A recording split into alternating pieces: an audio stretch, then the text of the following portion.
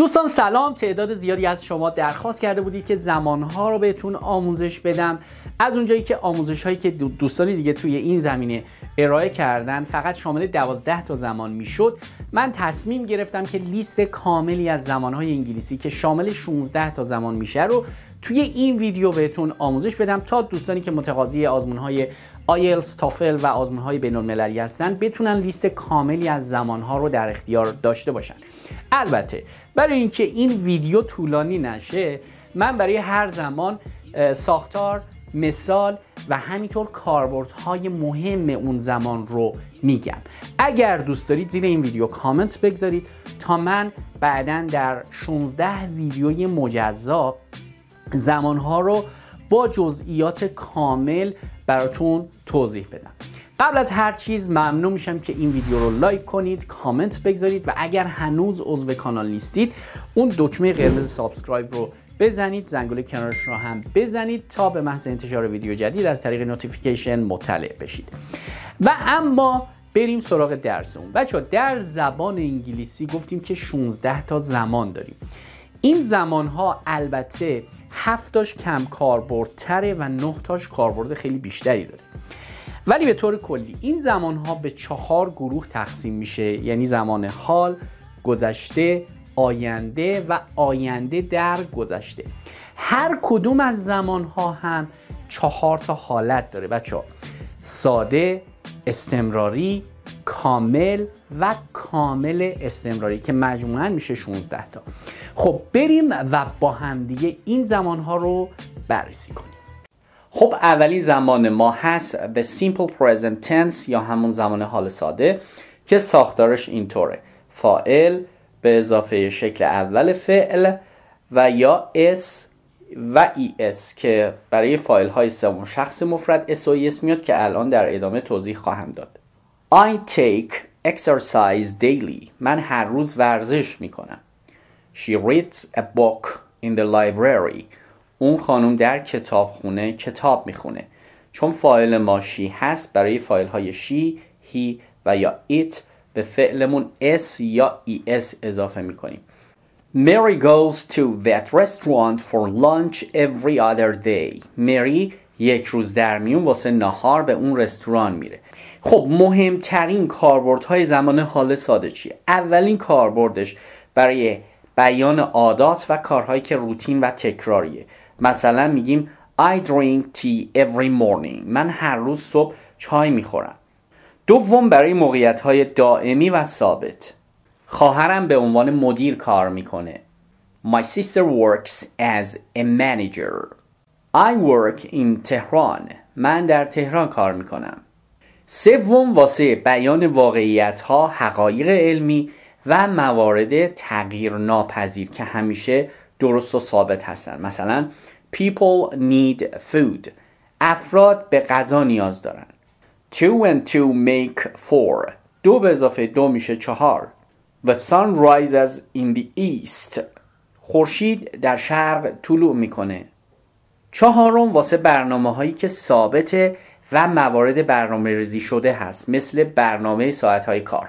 مثلا میگیم The plane flies to London every Monday. این هواپیما هر دوشنبه به لندن پرواز میکنه. We have English on Tuesdays and Fridays. ما سه‌شنبه ها و جمعه ها انگلیسی داریم. و اما اولین نکته، همطور که دیدید، اگر فاعل ما I, you, we یا they باشه، فعلمون به صورت ساده میاد در زمان حال ساده. مثلا میگیم I speak, I live, you work, we eat, they go, I study. اما اگر فاعلمون سوم شخص مفرد باشه، he, she یا it باشه، به فعلمون گفتیم s یا es اضافه میکنیم. مثلا he speaks, she lives, it works, he eats, she goes, he studies. کلمه study در انتهای اون وای بوده که وقتی es میدیم وای به I تبدیل میشه. و نکته دوم این که بچه‌ها فعل be یعنی am is و are در زمان حال ساده استثناء هست و به این صورت استفاده میشه: I am, he, she یا it is. you, we یا they are. خب زمان دوم زمان حال استمراری یا همون present continuous tense هستش. استراکچر یا ساختار اون بچه ها اینطوریه: فاعل am, is یا are به اضافه فعلمون همراه با ing. She's listening to the radio. اون در حال گوش کردن به رادیوه. I'm working at the moment. در حال حاضر مشغول کار هستم. و اما کاربردهای مهم زمان حال استمراری. اولیش واسه بیان کارهایی که در لحظه صحبت کردن در حال انجام شدن هست. مثلا You are studying English grammar. شما الان در حال مطالعه گرامر انگلیسی هستید. Please call back as we are eating dinner now. لطفاً بعداً تماس بگیرید چون الان داریم شام میخوریم. دوم واسه بیان کارهای موقتی و عادات کم دوام مربوط به زمان حاله. John's working in a bar until he finds a job in his field. جان در یک بار کار میکنه تا زمانی که در حوزه تخصصی خودش بتونه کاری پیدا کنه. شاید الان اون کار نمیکنه. I'm reading a really great book. در حال حاضر در حال خوندن یک کتاب خیلی عالی هستم. She's staying with her friend for a week. اون یک هفته پیش دوستش میمونه. سوم واسه اشاره به چیزهایی که ترند روز هستن. مثلا میگیم More and more people are becoming vegetarian. روز به روز افراد بیشتری دارن گیاهخوار میشن. He's eating a lot these days. او این روزها خیلی غذا میخوره. چهارم برای بیان کارهایی که قراره در آینده مشخص و نزدیک انجام بشن. We are going on holiday tomorrow. فردا داریم میریم تعطیلات. I'm meeting my father tomorrow. فردا پدرم رو ملاقات میکنم. We are going to the beach at the weekend. آخر هفته داریم میریم ساحل. I'm leaving at 3. ساعت 3 دارم از اینجا میرم. و نکته سوم این که بچه افعال حالتی مثل hate, love, want رو نمیتونیم به شکل استمراری استفاده کنیم. توضیحات کامل این مطلب رو توی ویدیوی حال استمراری حال ساده در مورد افعال حالتی و حرکتی کامل توضیح دادم، ببینید. خب بریم سومین زمان حال که زمان حال کامل یا همون ماضی نقلیه که در انگلیسی بهش میگیم present perfect tense. فرمولش چیه؟ ساختارش اینجوریه: فاعل have یا has به اضافه past participle یا همون PP، یعنی سومین قسمت فعل یا همون اسم مفعول. I have lived here for 12 years. 12 ساله در اینجا زندگی کرده ام. حالا در فارسی میگیم زندگی کردم. He has bought a new car last week. اون هفته گذشته یه ماشین جدید خریده. I have completed my assignment. من تکلیفم رو انجام دادم. خب و اما کاربردهای مهم زمان حال کامل: 1. واسه بیان کاری که در گذشته شروع شده و تا زمان حال ادامه داشته. مثلا I've known Karen since 1994. من کارن رو از سال 1994 میشناسم. She's lived in London for 3 years. اون 3 سال در لندن زندگی کرده. She's been here since 2 p.m. اون از ساعت 2 بعد از ظهر اینجاست.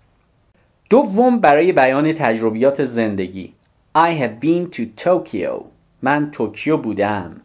They have visited Paris 3 times. اونها 3 بار از پاریس دیدن کردند. We have never seen that film. ما هیچ وقت اون فیلم رو ندیده ایم.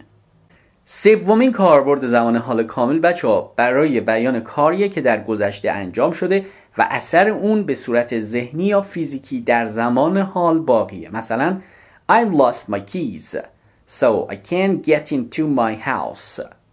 من کلیدهام رو گم کردم بنابراین نمیتونم وارد خونم بشم. She's hurt her leg, so she can't play tennis today. اون پاش آسیب دیده بنابراین امروز نمیتونه تنیس بازی کنه. They've missed the bus, so they will be late. اونها از اتوبوس جا موندن پس دیر میرسن.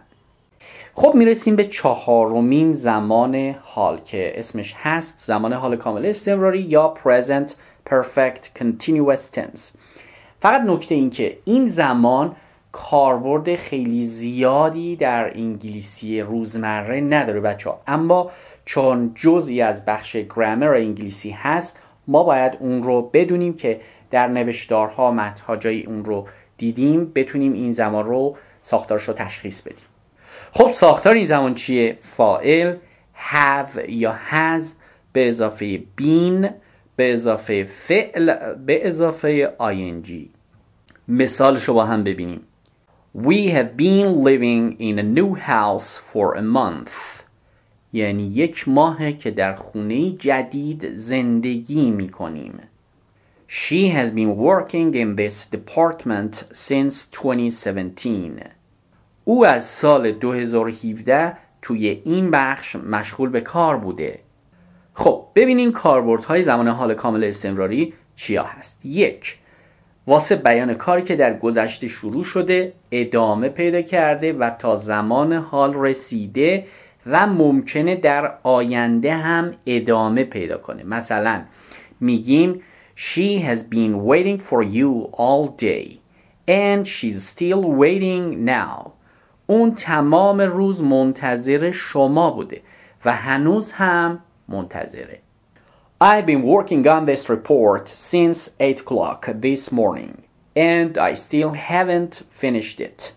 یعنی من از ساعت 8 صبح امروز روی این گزارش دارم کار میکنم و هنوز هم اون رو تمام نکردم. دومین کاربردش بچه برای تأکید روی عملیه که مدتی بدون وقف ادامه داشته. She has been cooking since last night and the food on the table looks delicious. اون از دیشب در حال آشپزی کردنه و غذای روی میز خوشمزه به نظر میرسه. It's been raining and the streets are still wet. بارون در حال باریدن بوده و خیابونها هنوز خیس هستن. Someone's been eating my chips. Half of them have gone. یه نفر چیپسای منو میخورده. نصفشون تموم شده. خب بچه این هم از 4 تا زمان حال و حالا بریم سراغ 4 تا زمان گذشتمون.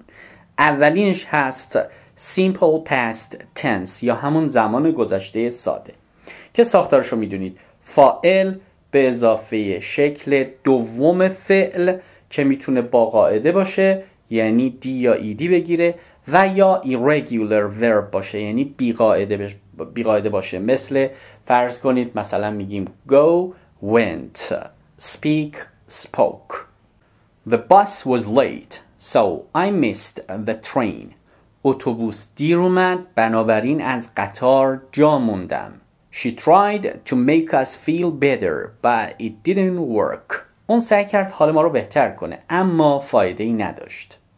Yesterday I went to the market. دیروز رفتم بازار.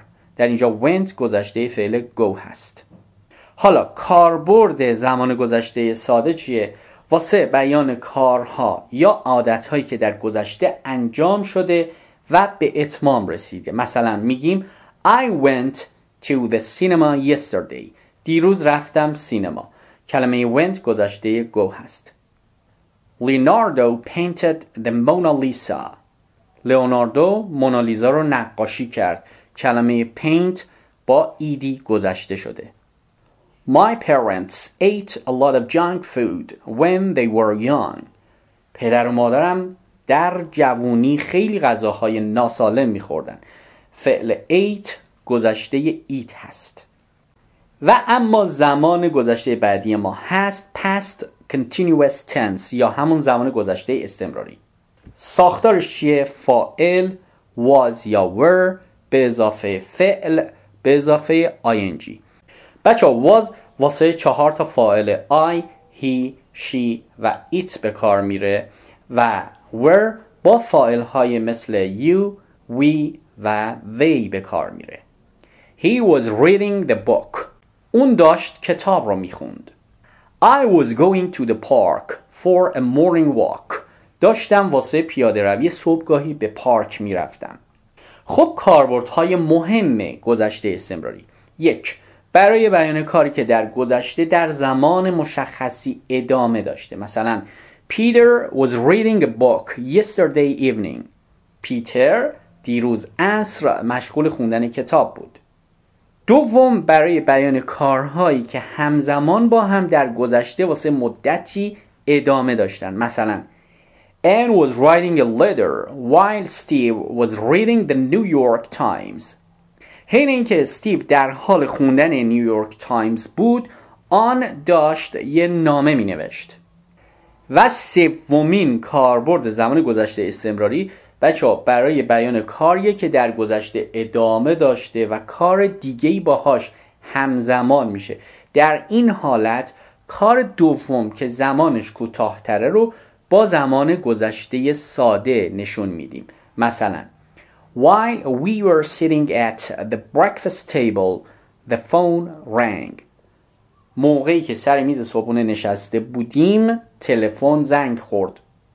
در اینجا چون زنگ خوردن تلفن یه زمان خیلی کوتاه‌تری بوده، اون رو با گذشته ساده نشون میدیم. یعنی به جای رینگ میگیم رنگ. و اما برسیم زمان 7 که زمان ماضی بعید یا گذشته کامل past perfect tense. ساختارش چیه؟ فاعل had به اضافه past participle یا 3 قسمت فعل یا همون اسم مفعول. I'd eaten dinner so I wasn't hungry. من شام خورده بودم به همین خاطر گرسنه‌ام نبود. I'd اینجا مخفف I had هست. It had snowed in the night so the bus didn't arrive. شب برف باریده بود به همین خاطر اتوبوس نرسید. و اما بچه‌ها کاربرد مهم زمان ماضی بعید یا همون گذشته کامل چیه؟ واسه صحبت کردن در مورد کاری که در گذشته قبل از یک کار دیگه انجام شده. John had gone out when I arrived in the office. وقتی به دفتر رسیدم جان رفته بود. I had saved my document before the computer crashed.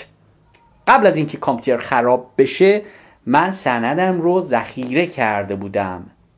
When they arrived we had already started cooking. وقتی اونها رسیدن ما قبلش آشپزی رو شروع کرده بودیم. و اما 4 فرم زمان گذشته کامل استمراری هست یا همون past perfect continuous tense.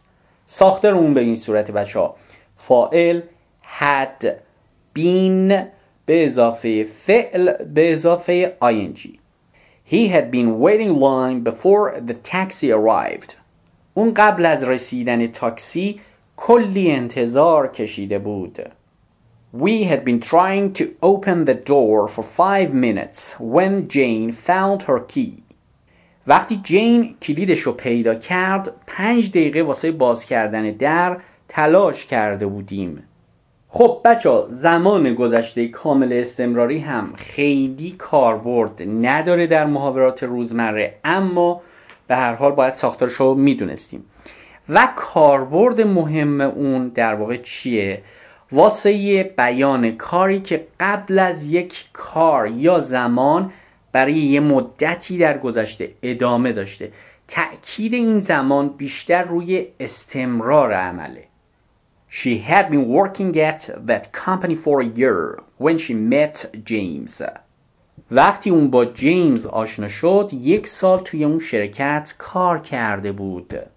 ببینید استمرار. I'd been walking for hours when I finally found the house. وقتی بالاخره اون خونه رو پیدا کردم ساعتها راه رفته بودم. نکته بعدی که در اینجا میخوام بگم بچه اینه که گذشته کامل و گذشته کامل استمراری اغلب توسط خود نیتیف های انگلیسی زبان به جای هم استفاده میشه و هیچ تفاوتی توی معنای کلیش نداره. منتها همطوری که قبلا هم گفتم تأکید این زمان بیشتر روی استمرار عمله. این 2 مثال رو با هم مقایسه کنید. John had worked there for 7 years when the company closed. حالا این جمله رو دقت کن. John had been working there for 7 years when the company closed. ببینید هر دو یک معنا رو میده. زمانی که شرکت بسته شد، جان 7 سال اونجا کار کرده بود. منتها در مثال دوم گذشته کامل استمراری داره استمرار عمل رو بیشتر نشون میده. خب و اما میرسیم به زمان آینده. زمان آینده اولین فرمش simple future tense هست یا همون آینده ساده. ساختارش هم بچه اینجوریه: فاعل به اضافه will یا shall به اضافه شکل ساده فعل، یعنی شکل اول. در اینجا تو پرانتز V1 که من گذاشتم یعنی شکل اول فعل. I shall go to the park for a walk. واسه قدم زدن به پارک خواهم رفت. She will perform his duty. اون به وظیفه خودش عمل خواهد کرد. و اما مهمترین کاربردهای زمان آینده ساده: یکی واسه پیشبینی در مورد یک رویداد در آینده. مثلا The sun will rise at 7. خورشید ساعت 7 صبح طلوع میکنه. I think the conservatives will win the next election. من فکر میکنم حزب محافظه‌کار در انتخابات بعدی پیروز بشه. دومیش بچه واسه قول یا درخواست یا امتناع یا پیشنهاد دادنه. مثلا I will always love you. همیشه عاشقت میمونم. این یه پرامیسه، یک وعده است، یک قوله. Will you give me a hand؟ به من کمک میکنی. یک نوع ریکوسته، درخواسته. I won't go. من نمیرم. نوعی امتناع یا refusal هست. Come on, I'll help you with those bags. بی خیال، در حمل اون کیسه ها بهت کمک میکنم. یه نوع آفره، یه نوع پیشنهاده. و اما سومین کاربرد زمان آینده بچه برای بیان یه تصمیمیه که در لحظه صحبت کردن میگیریم. مثلا دوستتون بهتون میگه I'm cold. سردمه و شما بهش میگید I'll close the window. پنجره رو میبندم. زمان بعدی آینده هست زمان آینده استمراری یا future continuous tense.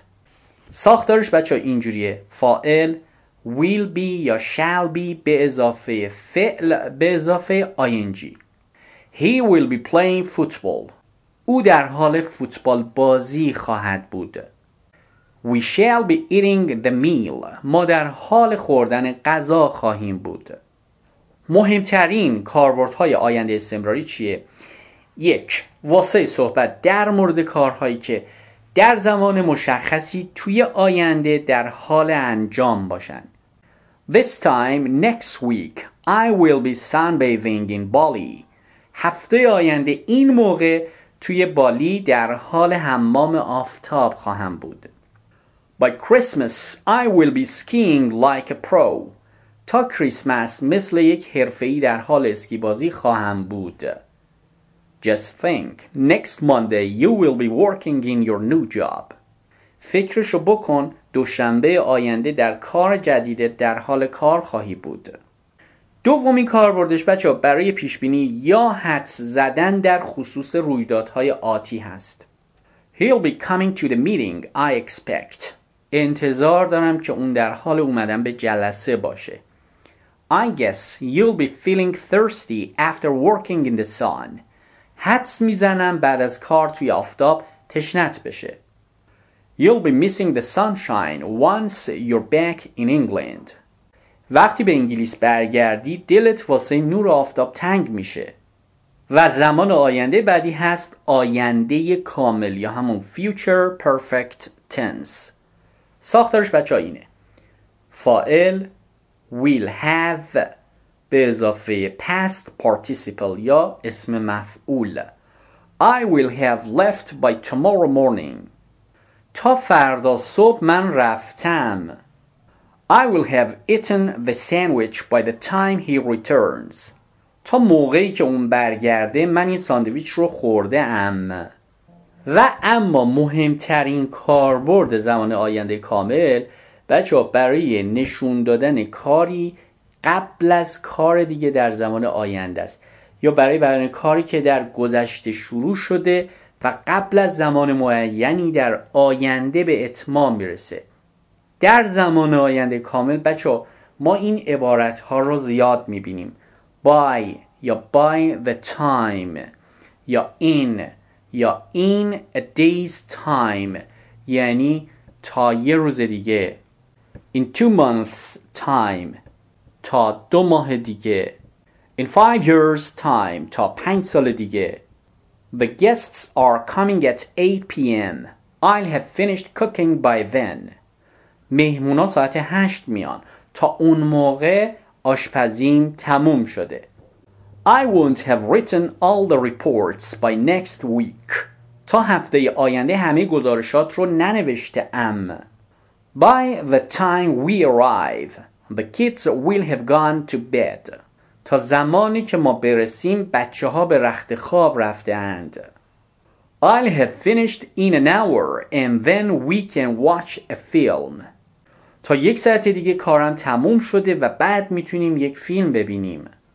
In 3 years time, I'll have graduated from university. تا 3 سال دیگه من از دانشگاه فارغ التحصیل شده ام. و اما آخرین زمان آینده که البته کاربردش هم خیلی کم هست، زمان آینده کامل استمراری یا همون future perfect continuous tense هست. ساختارش به چه صورت؟ اینجوریه: فاعل will have been به اضافه فعل به اضافه ing. مثلا in November I will have been working at my company for 3 years. در ماه نوامبر من به مدت 3 سال توی شرکتم کار کرده ام. I will have read 45 books by Christmas. تا کریسمس 45 تا کتاب خونده ام.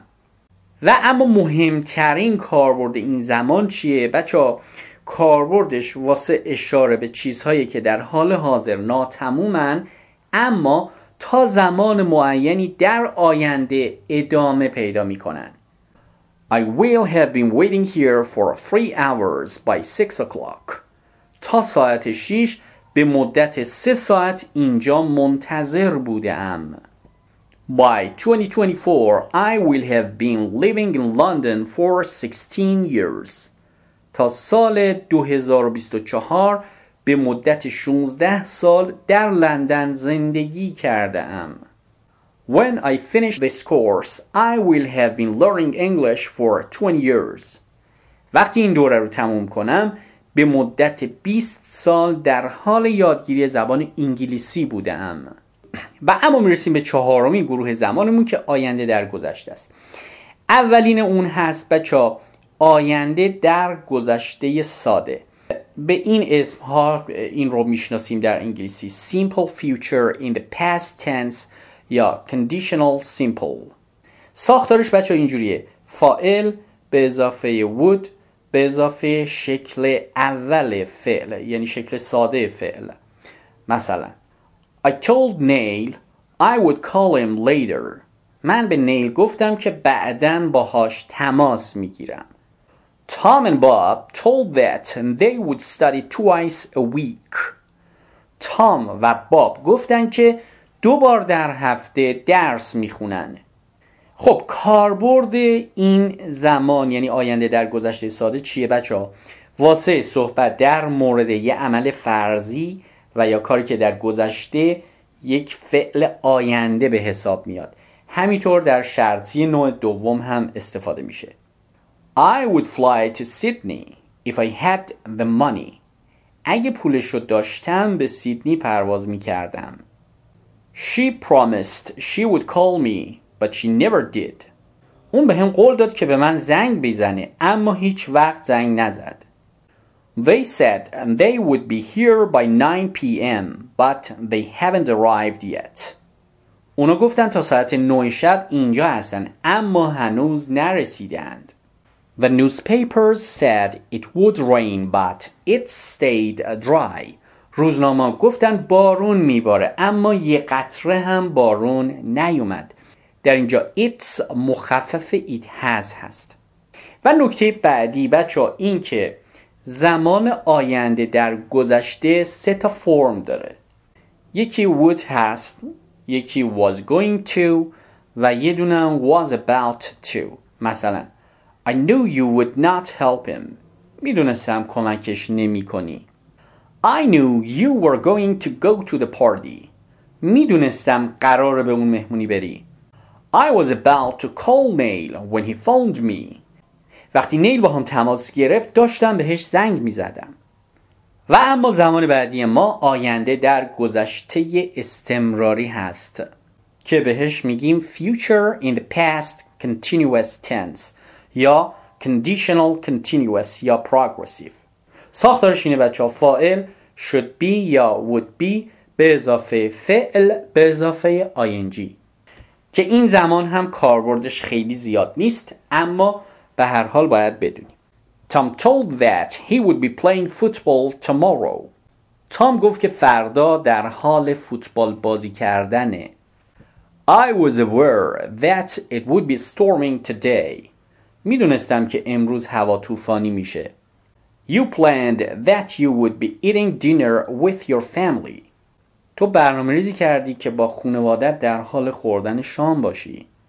و اما بچه‌ها زمان آینده در گذشته استمراری مثل آینده در گذشته ساده در مورد یه عمل فرضی به کار میره، با این تفاوت که بر استمرار عمل تأکید میکنه. مثلا If I were in Hawaii I would be lying on the beach. اگه در هوایی بودم در حال دراز کشیدن توی ساحل بودم. If my grandfather were here he would be talking about the war. اگه پدر بزرگم اینجا بود در حال صحبت از جنگ بود. و میرسیم به 15مین زمان یعنی آینده در گذشته کامل که در انگلیسی بهش میگن future in the past perfect tense یا conditional perfect. بچه این زمان هم کاربردش خیلی کمه و ساختارش به این صورته: فاعل should have یا would have به اضافه past participle یعنی اسم مفعول. He told that he would have completed his task by then. اون گفت که تا اون موقع کارش رو تموم کرده. They would have sent it to us by now if they didn't forget. تا الان اونو واسه ما فرستاده بودن اگه فراموش نمی کردن. They decided that they would have eaten their dinner before 7 p.m. اونها تصمیم گرفتن که شامشون رو قبل از ساعت 7 بعد از ظهر خورده باشند. و اما بچه‌ها مهمترین کاربرد زمان آینده در گذشته کامل واسه بیان موقعیت‌های فرضی در زمان گذشته است. مثلا I would have gone to the party but I was really busy. به مهمونی میرفتم اما واقعا سرم شلوغ بود. I would have called you but I didn't know your number. حتما باها تماس میگرفتم ولی شمارت رو نمیدونستم. I would have bought that car but I couldn't afford it that time. اون ماشین رو میخریدم اما اون موقع پولش رو نداشتم. و اما آخرین زمان آینده در گذشته کامل استمراری است که در انگلیسی بهش میگیم future in the past perfect continuous tense یا همون conditional perfect continuous. ساختارش بچه اینجوریه: فاعل would have been به اضافه فعل به اضافه ing. He would have been working if we had not come. اگه ما نیومده بودیم اون در حال کار کردن می بود. She told that she would have been baking the cookies. اون گفت که در حال پختن کلوچه بوده. I would have been swimming in the sea when you called. وقتی شما زنگ زدی من در دریا شنا می کردم. و اما بچه‌ها زمان آینده در گذشته کامل استمراری هم مثل زمان آینده در گذشته کامل با این تفاوت که روی استمرار عمل تأکید میکنه و واسه صحبت در مورد نتایج فرضی یک کار که در گذشته شروع شده استفاده میشه. If the weather had been better, I'd have been sitting in the garden when he arrived. اگه هوا بهتر می بود وقتی که اون اومد در باغ نشسته بودم. If she hadn't got a job in London, she would have been working in Paris. اگه اون در لندن شغلی نمی داشت در پاریس کار می کرد. If I had known it was dangerous, I wouldn't have been climbing that cliff. اگه می دونستم خطرناکه از اون صخره بالا نمی رفتم. If we had not stayed home, we would have been playing soccer. اگه توی خونه نمونده بودیم فوتبال بازی می کردیم. مرسی دوستان که این ویدیو رو نگاه کردید. اگر دوست دارید که من زمانها رو در 16 ویدیوی مجزا به صورت کامل و تفکیک شده با جزئیات بیشتر بهتون توضیح بدم، زیر این ویدیو برام بنویسید و لطفاً لایک و کامنت فراموش نشه و اگرم هنوز عضو کانال نیستید روی اون دکمه قرمز سابسکرایب بزنید، زنگوله کنارش رو هم بزنید و اما به عنوان ویدیو بعدی میتونید این ویدیو رو هم نگاه کنید.